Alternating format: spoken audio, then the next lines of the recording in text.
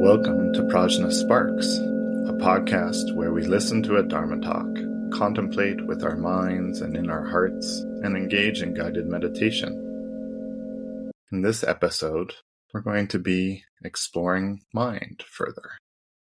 Every episode of PRAJNA SPARKS takes hours to plan, record, and edit. We ask that, if you haven't already, you give us some time today to like, subscribe, share, and review our podcast. Alongside your own practice, this is the best possible offering as it helps the Dharma reach new listeners.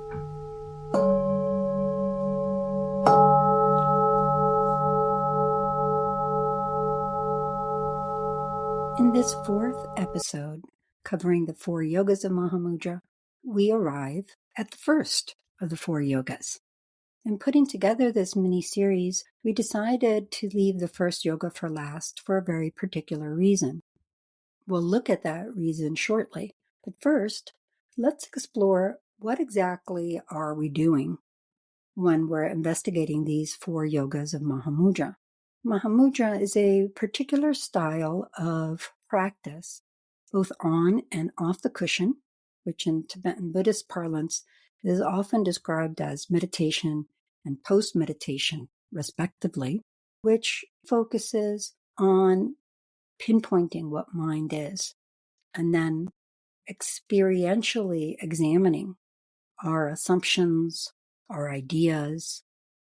We may use logic, we may use direct experience, but it's always a very fine-tuned experiential analysis right within mind.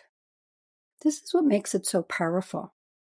In the stories of Mahamudra practitioners and masters, we find individuals who practice in the most unlikely circumstances, not only in a perfectly quiet meditation hall, climate-controlled, devoid of noise, no pesky practitioners, sneezing or coughing or doing prostrations or getting in the way of our pristine meditational balance. Mahamudra is intended for just the kind of circumstances we find today, and evidently, individuals have found for centuries and even millennia. Mahamudra masters had very mundane jobs, like brewing and selling beer, making sesame oil, fishing. In the midst of all of this very chaotic activity in the world, the upheavals of mind, as we can see in our daily experience, can just grow even greater. Samsaric mind, due to that ignorance that takes things to exist truly, has a very riotous impact on mind's natural tranquility. And it's not just a natural tranquility that is boring or staid or just stagnant. Rather, mind's natural tranquility is shot through with lucidity, clarity that is more than just visual clarity, but a clarity in knowing. The prajna, or precise knowledge, inherent to mind, is dampened whenever we disturb mind's natural tranquility. Mahamudra practice grows out of the teachings of the Buddha, particularly in the Mahayana Sutras.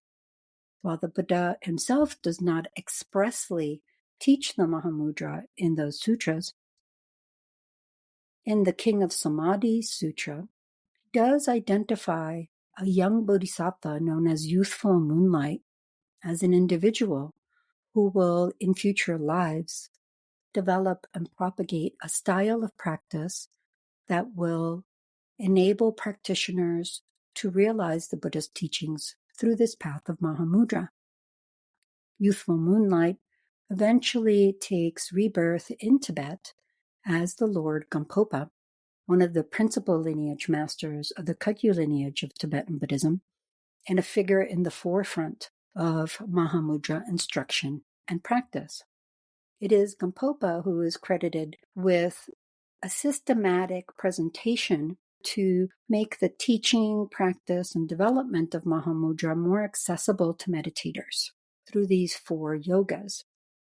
Nevertheless, the 4 yogas of Mahamudra are implicit in the teachings of the Buddha, in the Mahayana Sutras, in the Tantras, and beyond.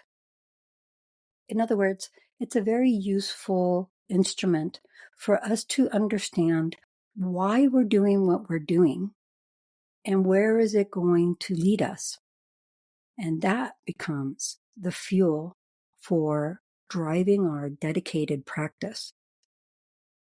As it is often said, from the perspective of the nature, the essence, and the characteristic of mind, there is absolutely no difference between the Buddhas and ourselves. The difference is one of dedication, of the quality of enthusiasm for practice that keeps us inspired and longing to apply ourselves to practice, not only as an obligation, but because it is a delight in and of itself. This is the best kind of, quote, diligence, a natural flow of wanting to practice, simply put. These 4 yogas, and the Yoga of One-Pointedness in particular, can inform our practice here and now. From day one, if we're beginning a meditation practice, basically the Yoga of One-Pointedness is the yoga that occurs before that direct experience of emptiness. All of the other 3 occur after realization of the true nature of things. They're a continual refinement of that realization. Yoga of One-Pointedness is those initial experiences of both mind's lucid quality and the mental events we experience day to day operating together instead of at odds with one another. In other words, it's not like there is an alternation between intrinsic awareness that is inherent to mind's lucid quality, and thinking or emotions or feelings, all of the other mental operations that we're extremely familiar with. It's not that one turns off when the other turns on and vice versa. Rather, the Yoga of One-Pointedness is that level of experiential understanding that occurs when we experience mind directly, constantly, as completely open and all-encompassing, without any need to micromanage the various mental events and processes that occur.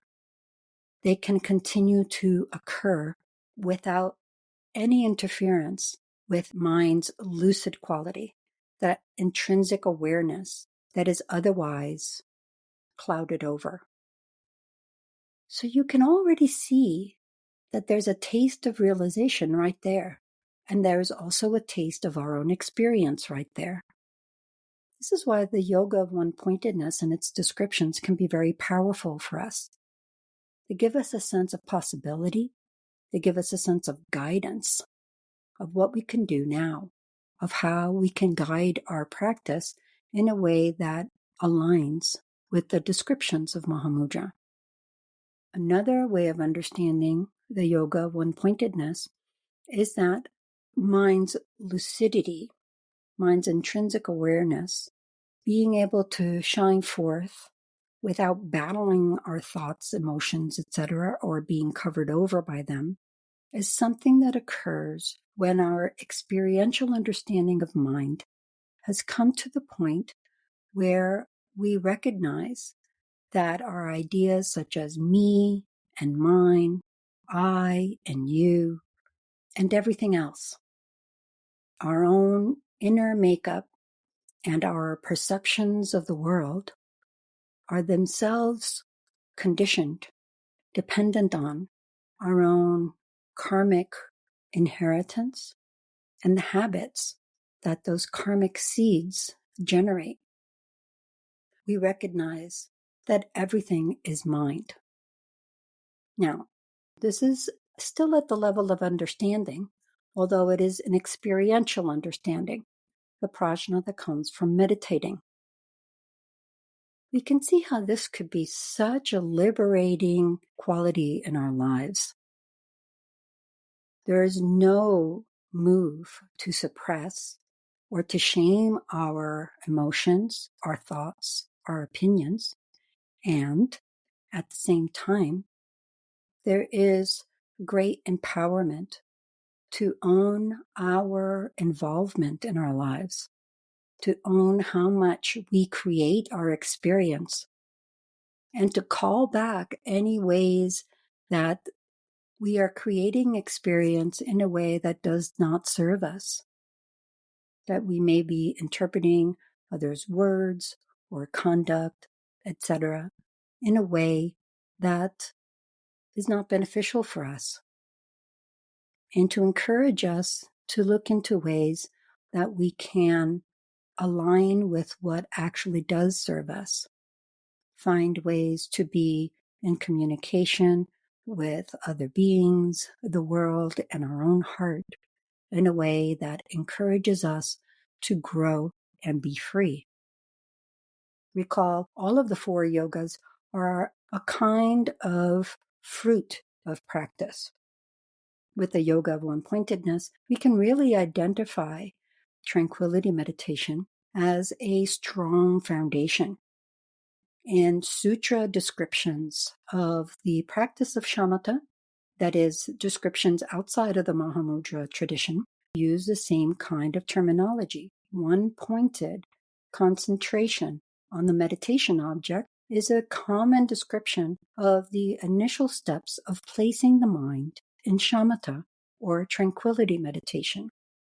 The ninefold development of shamatha that describes 9 stages for placing the mind with increasing attentional balance ends with the 9th point, which is sometimes translated as one-pointedness or equipoise.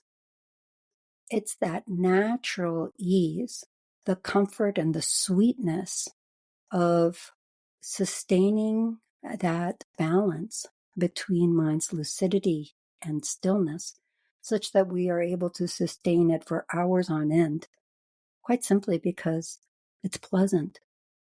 It aligns with our true nature.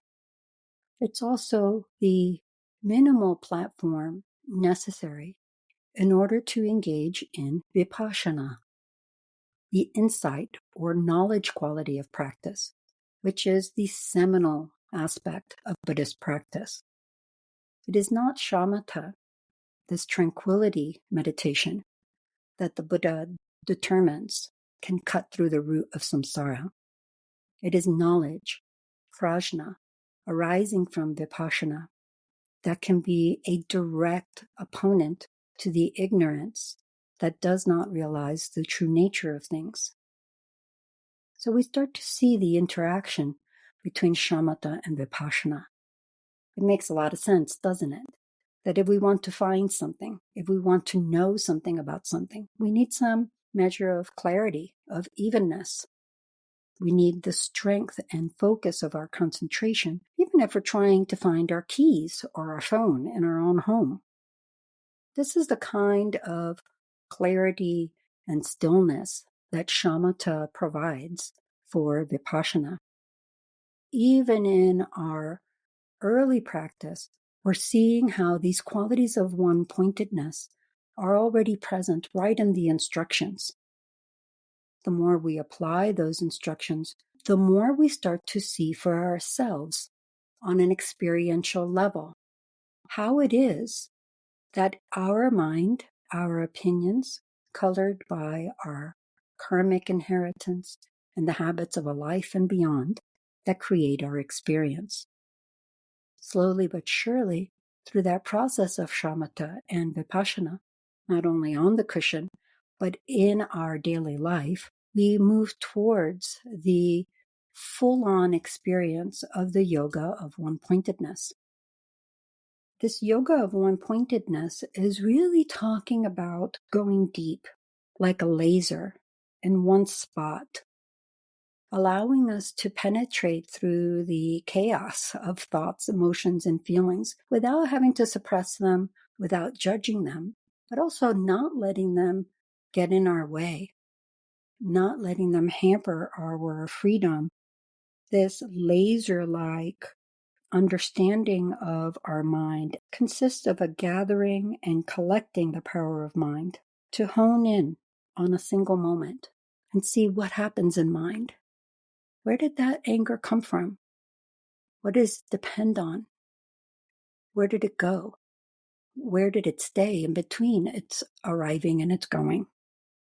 And then we even focus on a fraction of that. What is that arriving? Where's the beginning of that arriving? What's the end of that arriving? Where is the staying in between the beginning and the end of the arriving?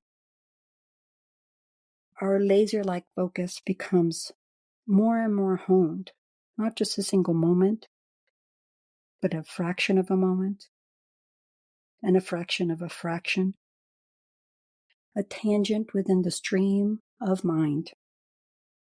Finally, even that moment melts away. Infinity opens. We can start to experience our mind's lucid stillness, its intrinsic awareness, without constant combat with our thoughts, emotions, etc., and without letting them lead us by the nose.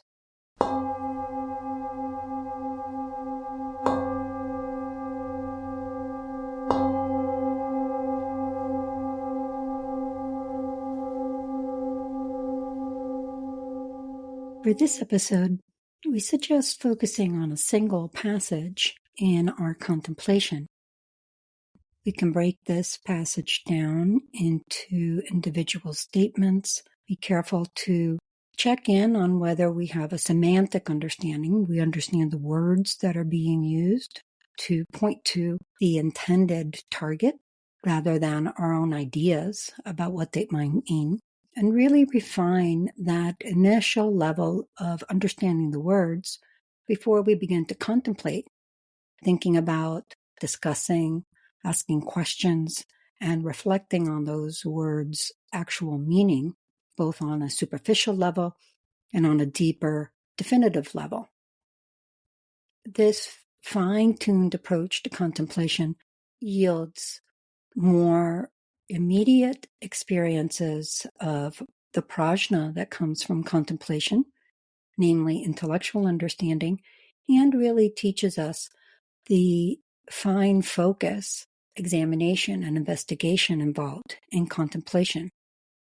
This yields very fine fruit to bring forward into our meditative process, and you'll see this passage return in the meditation to follow. The passage is about the first yoga of Mahamudra, one-pointedness, as described by J. Yangompa. Transforming conceptual proliferations into understanding is the gateway to your natural condition. The secret point of meditation is self-recognition. Coming into contact with your own true condition leaves no separation. Nothing stands in the way. Everything is seen as an expression of yourself. Apart from your true condition, nothing is extrinsic to it, not even mindfulness, insight, and so on. When you fully comprehend this, you realize that the meditative state is maintained between mind at rest and mind in motion. This is Zopa and Yeshe for PRAJNA SPARKS.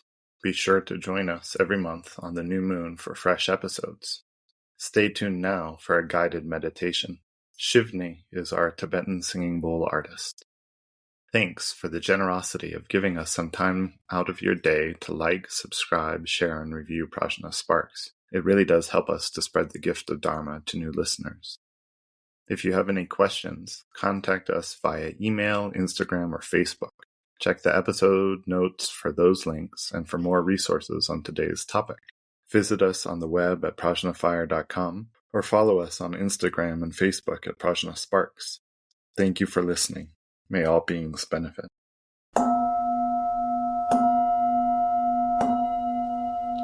Hello, friends. Welcome to the meditation on one-pointedness, specifically the Yoga of One-Pointedness in the Mahamudra tradition. Begin by taking your seat,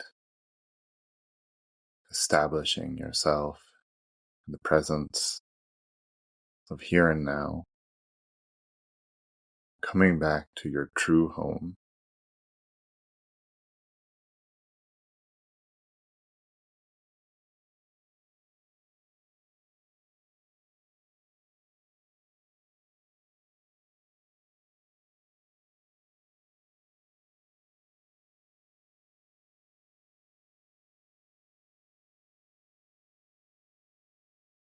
As we engage with this practice of one-pointedness, it's important to point out that what we're talking about here, the Yoga of One-Pointedness, is different than the tranquility meditation of shamatha, and that particular aspect of it, which is also called one-pointedness, that we cultivate intentionally through focusing on the breath, a meditation object of any sort.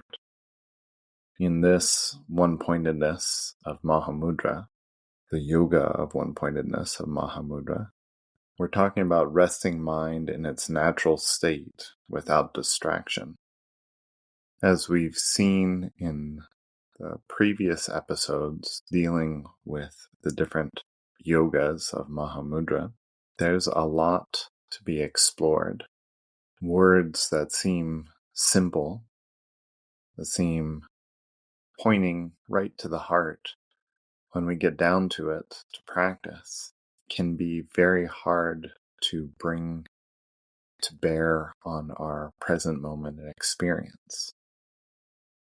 So just as before, as you're experimenting with this, bringing it into your own practice, don't get discouraged. Recognize that all of this is just a spur to more listening, contemplating, and meditating. That is how we train ourselves up in the practice. At the same time, the practice of Mahamudra is very much about taking mind's fundamental nature, the ground, as the very essence, here and now, of our practice, engaging it through meditation. So when we're talking about one-pointedness, when we're doing this experiential meditation together now, talking about resting mind in its natural state without distraction, it's good at first just to relax, let go of expectation, let go of the sense of striving, even at the same time that it can be useful to cultivate a bit of curiosity, and particularly that conducive state of mind that comes from going for refuge, developing bodhicitta, and leaning into devotion, reverent awe.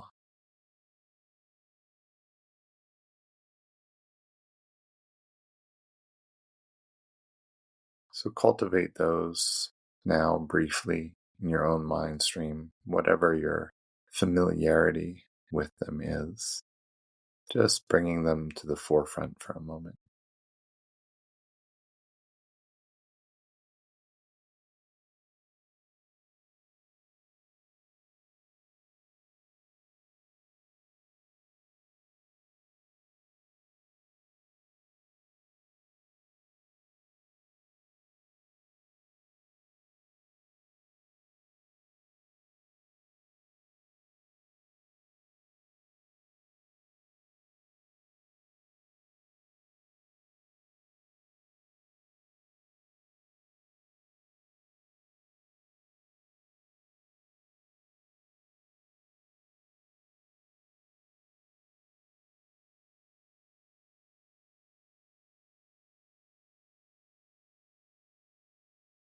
Now, allow mind to rest naturally without contrivance, naturally settled, without trying to condition it to be tranquil.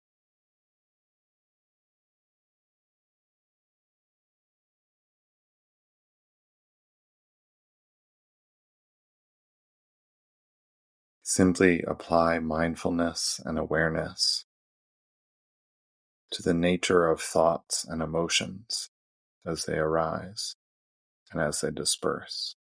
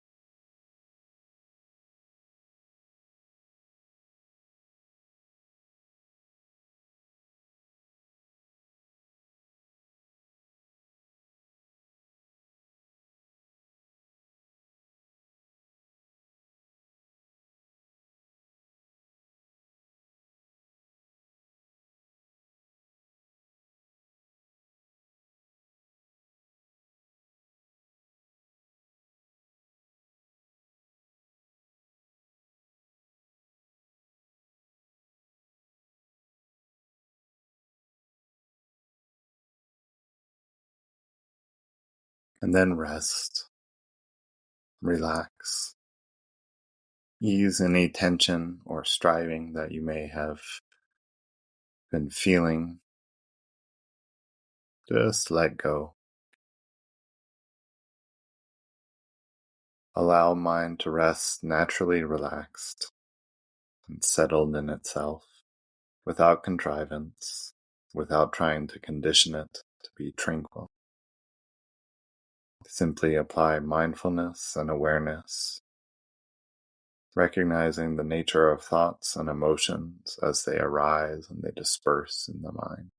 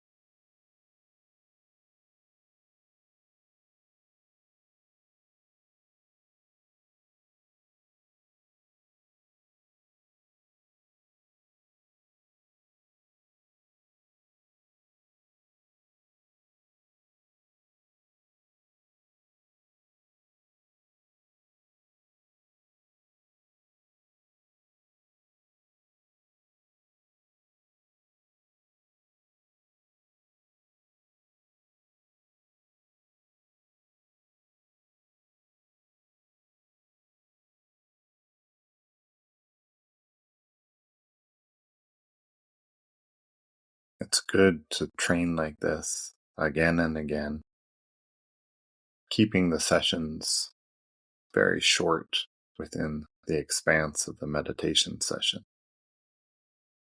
Just letting ourselves come back to relaxation, to non-striving, time and again.